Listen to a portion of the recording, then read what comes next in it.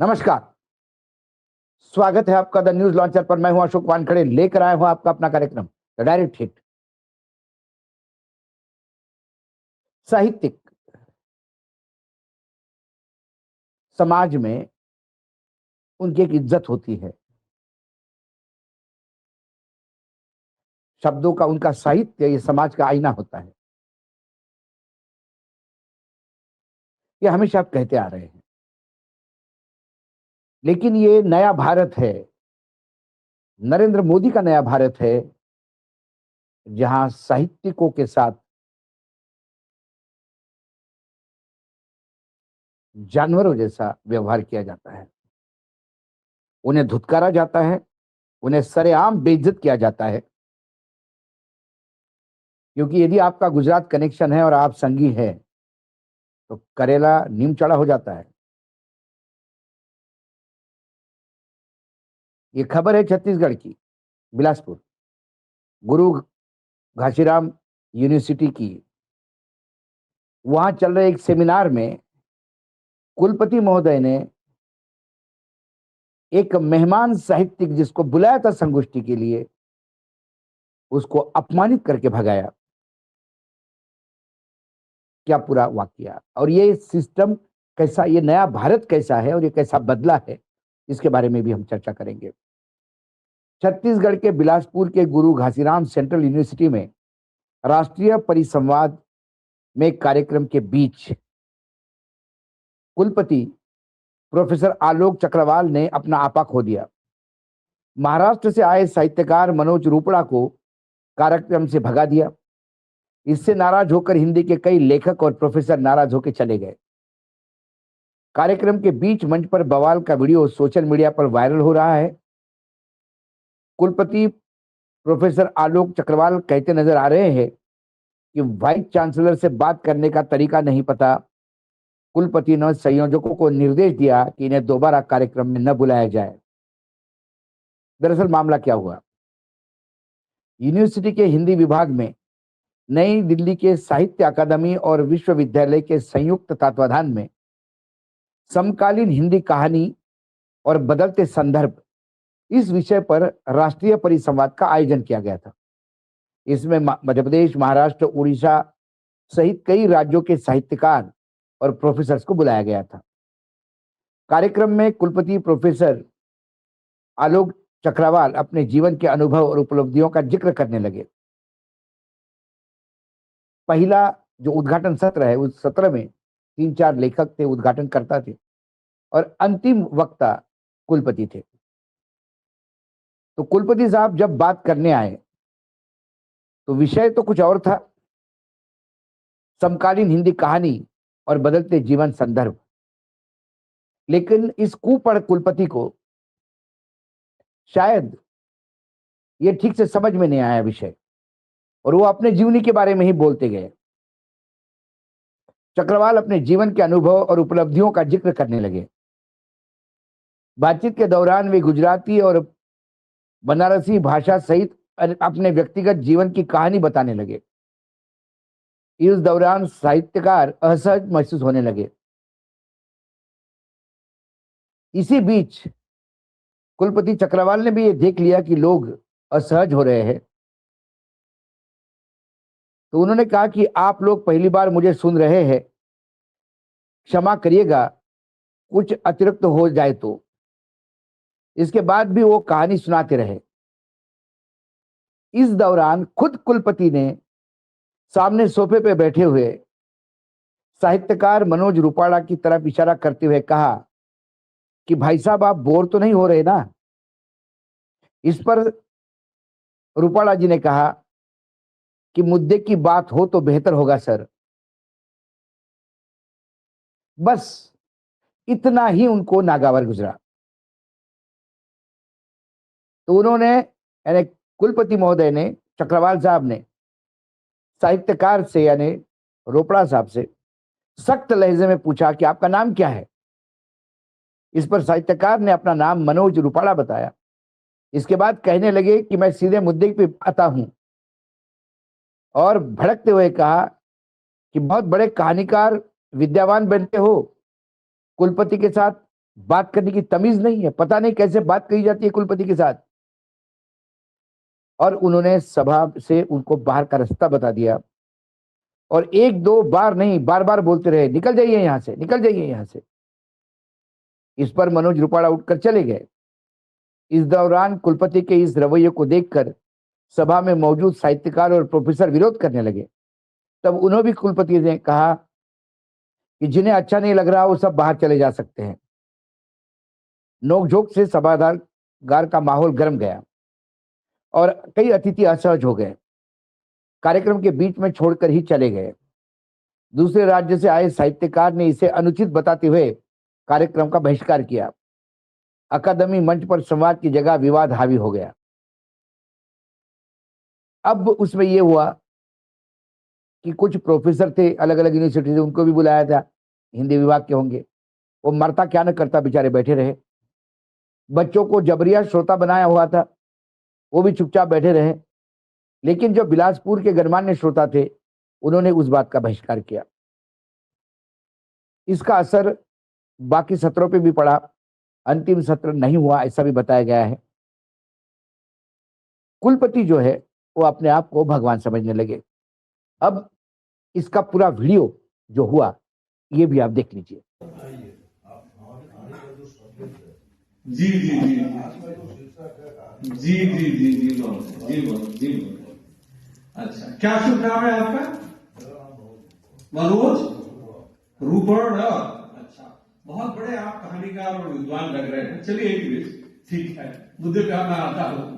बिना मुद्दे के मैं कोई बात करता ही नहीं हूँ, मगर वाइस चांसलर से कैसे बात किया जाए शायद इसका विवेक आपको नहीं है, तो सीख लीजिएगा। कभी आपको बुलाया किस लेना है? दोबारा इनको क्या बुलाइएगा मत इनको, है ना?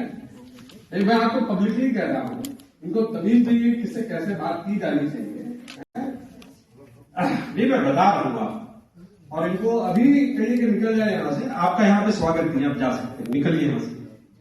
हाँ, निकलिए आप यहाँ से, जा सकते हैं। मुझे पूरा अधिकार है, आप जो भी हैं कहीं से भी आए, निकलिए आप यहाँ से। चलिए बाहर निकलिए, चलिए निकलिए बाहर यहाँ से। नहीं,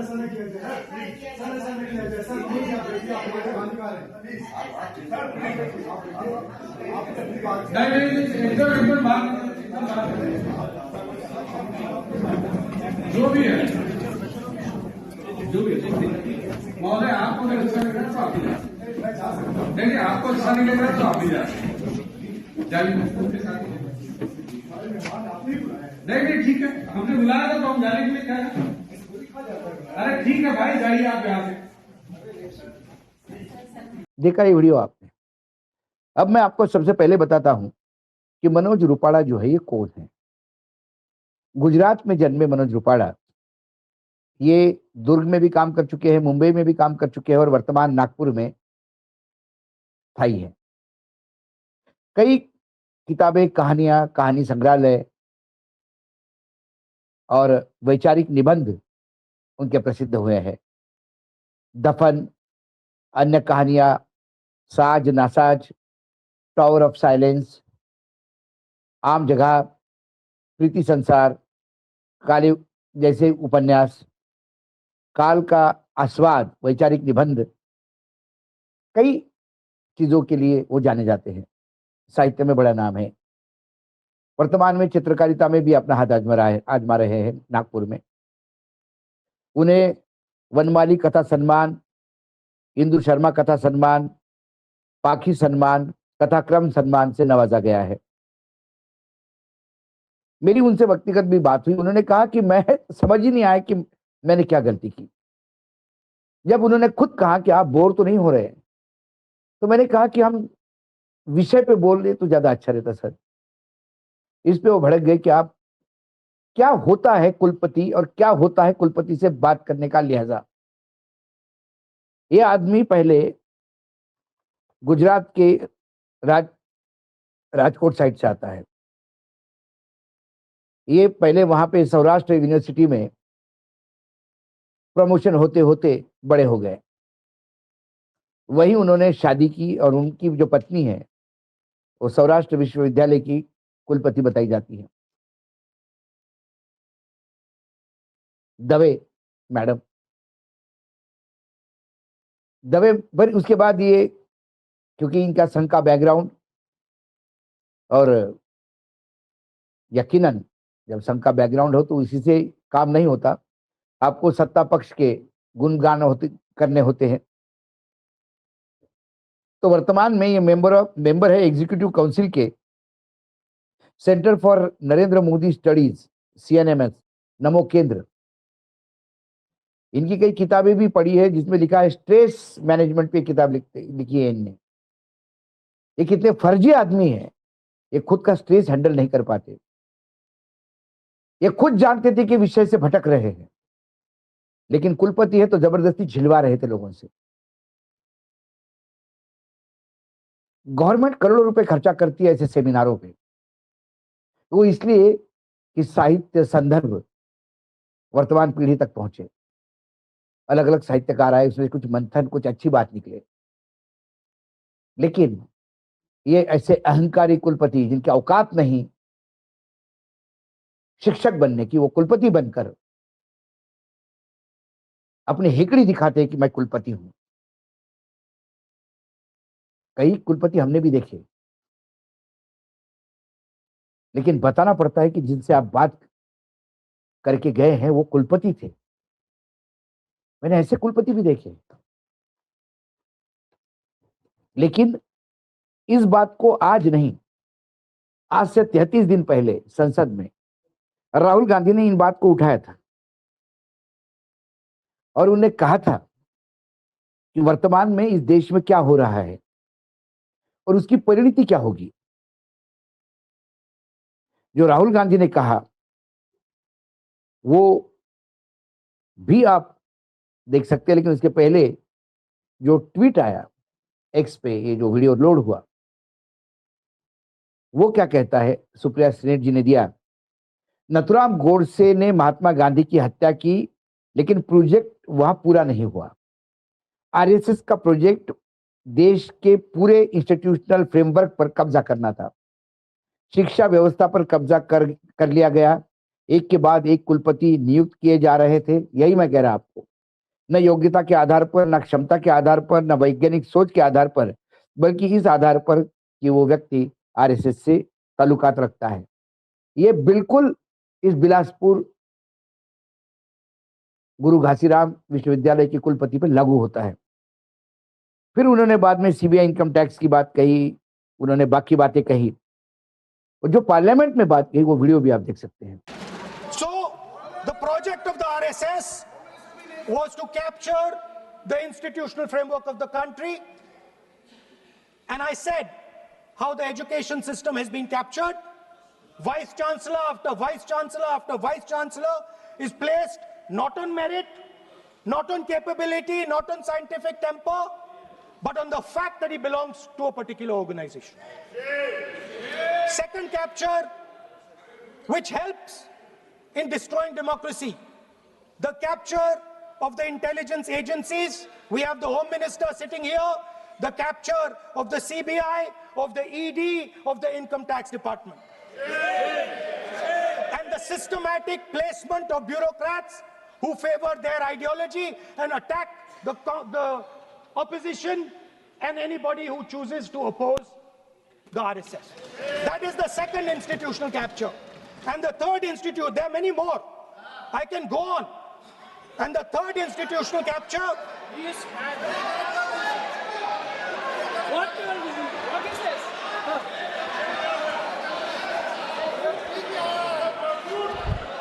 Mr. Minister.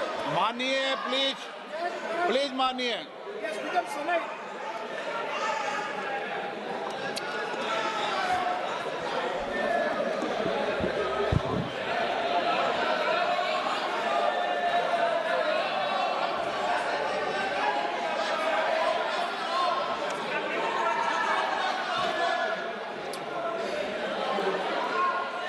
And the third election, the third capture of the institution that directly controls the election system of our country, the Election Commission. Now, I'm not saying this without proof. I have put forth adequate proof about how the Election Commission is colluding with those in power to shape the elections.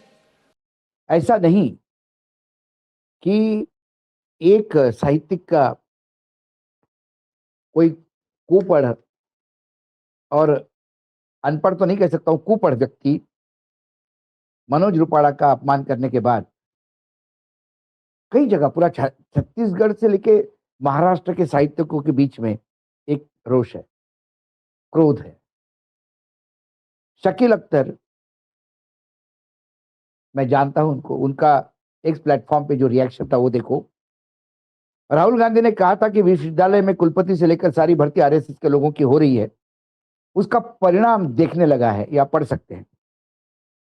कुलपति निम्नतम आचरण करने लगे हैं। गुरु घासीदास विश्वविद्यालय बिलासपुर के में सुप्रसिद्ध साहित्यकार मनोज रूपाड़ा को वहां के एक ऐसे ही कुलपति आलोक चक्रवाल ने जिस तरह अपमानित किया, उससे यह बात साबित हो गई कि इन लोगों के लेखन साहित्यकार की कोई समझ नहीं है, ना उनके लिए कोई सम्मान है। विश्वविद्यालय में यह कार्यक्रम साहित्य अकादमी के सहयोग से किया गया था। वहां कुलपति ने कहा कि इन्हें किसने बुलाया, या बाहर निकल जाए। पूरी हिंदी साहित्य में इसका भारी विरोध हो रहा है। विश्वविद्यालय के कुलपति और साहित्य अकादमी दोनों का बीजेपी की सरकार में हमेशा होता है। वाजपेयी जी के टाइम प्रेमचंद को कोर्स से निकालकर यह कहा गया था कि क्या केवल इन्हें ही पढ़ाते रहें, और अब साहित्य अकादमी से लेकर विश्वविद्यालय तक लेखक को अपना अधीनस्थ समझने की कोशिश हो रही है। यह साहित्य अकादमी भी नेहरू ने बनाई थी लेखकों के सम्मान के लिए, और विश्वविद्यालय को स्वायत्तता देने के लिए यूजीसी भी नेहरू ने बनाई थी। मगर अब साहित्य अकादमी व विश्वविद्यालय सहित शिक्षा लेखकों के विरोध में खड़े होने लगे हैं। साहित्य लेखन प्रतिरोध की ही चीज है, उसी में वह अपना सर्वोत्तम पाता है। पत्रकारिता गोदी मीडिया हो सकती है, लेखन गोदी साहित्य नहीं। मनोज रूपाड़ा ने जिस तरह प्रतिकार किया, उससे उन्होंने अपना और हिंदी साहित्य दोनों का सम्मान बचा लिया। और जो साहित्यकार वहां बैठे रहे, उन्होंने केवल अपना स्व अपमान किया। साहित्य पर कुछ फर्क नहीं पड़ता, हाँ, लेकिन उसके लिखा खुद सारा व्यर्थ हो गया। केवल वही झुका झुका चेहरा याद आएगा जो कुलपति के सामने अपने साथी लेखकों के समर्थन में एक शब्द भी नहीं बोल सका। ये कई ट्वीट लोगों ने किए, कई अखबारों ने, लोकल मीडिया ने इसको उठाया। ये जो राहुल जी ने कहा, ये होता होता दिखाई देता है। इस इंसान की औकात, नाम लेके हम कहें तो आलोक कुमार चक्रवाल की औकात उस दिन एक होटल मैनेजर जैसी थी। रेस्टोरेंट मैनेजर को पता नहीं होता कि उसके यहाँ दोपहर को कौन खाना खाने आएगा, शाम को कौन खाना खाने आएगा। आने वाले हर विशिष्ट अतिथि को, कोई भी अतिथि हो, उसको अतिथि देवो भव करके वो उसकी सेवा करता है। ये विश्वविद्यालय का कार्यक्रम, जिसमें दिल्ली भी इन्वॉल्व है, एक बड़ा सेमिनार जिसमें 3-4 राज्यों से साहित्यिक बुला लिए। इस कुपढ़ कुलपति को यह भी नहीं पता था कि किनको बुलाया गया, इन साहित्यिकों का स्ट्रेचर क्या है, ना इसने कभी वो जानने की कोशिश की होगी। यदि ये जानते तो किसी भी साहित्यिक का ऐसा अपमान नहीं करते। मैंने साहित्यिक संगोष्ठियों में 2 साहित्यिक विचारधारा का टकराव होते हुए भी दिखाया, लेकिन किसी ने भी अपने विचार रखे, दूसरे के विचार भी सुने, लेकिन इतने बदतमीजी से व्यवहार नहीं किया। ये आदमी वहां कुलपति बनने लायक है ही नहीं। यदि ऐसे कुलपति हो तो उस यूनिवर्सिटी से क्या बच्चे निकलेंगे, हमारे देश का भविष्य कैसा गढ़ेगा, ये आप सोच सकते हो। ये संघ का है, लेकिन संघ ने भी क्या अब सभी स्वयंसेवकों को ऐसे ही दंभ भरी भाषा का उपयोग करने का शिक्षा दी है, या दिल्ली की चाटुकारिता कर करके ये आपको, अपने आप को विश्वविद्यालय के सम्राट तो नहीं समझने लगे। कई बातें देखनी होगी। सीधा यह उस कुलपति पद हिट हुआ है, गुरु घासीराम जी के नाम पे विश्वविद्यालय है। ये उनका भी अपमान है। साहित्यिक जगत का तो अपमान मैं नहीं मानता हुआ, क्योंकि मैं एक बात जानता हूं, जब हाथी चलता है तो कई कुत्ते भौंकते हैं, तो हाथी का अपमान नहीं होता। क्योंकि रूपाणा साहब का अपमान करने के लिए एक पोजीशन होनी चाहिए, पढ़ा लिखा आदमी होना चाहिए। आए दिन जिस अनपढ़ और कुपढ़ यदि रूपाणा को नहीं समझ पाए, तो उसमें रूपाणा जी की कीमत कम नहीं होती। वो अपनी संस्कार, पारिवारिक संस्कार दिखाते हैं कि क्या संस्कार है। इनकी पत्नी जब इनको मिलने आई, तो वहां राजकोट में भी ऐसे ही बवाल हो गया था कि लोग वहां खबरें छपी थी कि भाई साहब सरकारी खर्चे पे पत्नी पति को मिलने जा रही है। शायद तब विश्वविद्यालय को टिकट का पैसा भरना पड़ रहा होगा, ऐसी खबर मैंने वहां कुछ फूल छाप अखबार है राजकोट में बहुत बड़ा, वहां के कुछ पुराने पत्रकारों से बात की, तो उन्होंने हंसते हुए कहा कि कहाँ आप गंदगी के पत्थर मार रहे हो, ऐसे व्यक्ति के बारे में आप प्रोग्रामिंग क्यों करें। लेकिन मैं सिर्फ श्रोताओं को बताना चाहता हूं कि आप सोचते हो कि अच्छे कॉलेज में बच्चा जाता है, अच्छे यूनिवर्सिटी में बच्चा जाता है, लेकिन यूनिवर्सिटी में ऐसे कुपढ़ लोग और ऐसे बदतमीज और तानाशाही प्रवृत्ति के लोग यदि कुलपति बने बैठे, तो आपने जो संस्कार दिए बच्चों को, उसको बार बार आप संगोजना पड़ेगा, क्योंकि वो कहीं बच्चा बिगड़ न जाए। मेरी जब रूपाणा जी से बात हुई तो उन्होंने हंस के टाला। उन्होंने कहा छोड़ दीजिए अशोक जी, क्या कहें, हमको बुलाया तो हम गए, बाहर भेज दिया गया तो हम वापस आ गए। उनके बाहर जाने से या अंदर आने से या उनके बुलाने से या सम्मान देने से रूपाणा साहब का सम्मान नहीं होता। वो पहले से ही सम्मानित है। संयोग से वो भी गुजरात में ही जन्मे, लेकिन वर्तमान में नागपुर में है। गुजरात और नागपुर ये दोनों बहुत महत्वपूर्ण सेंटर है। आजकल गुजरात से जन्मने का मतलब या गुजराती होने का मतलब यह है कि आधी लड़ाई तो आप वैसे भी जीत जाते हो, और नागपुर में रहते हो तो लोग सोचते हैं कि चलो संघ का भी आशीर्वाद हो।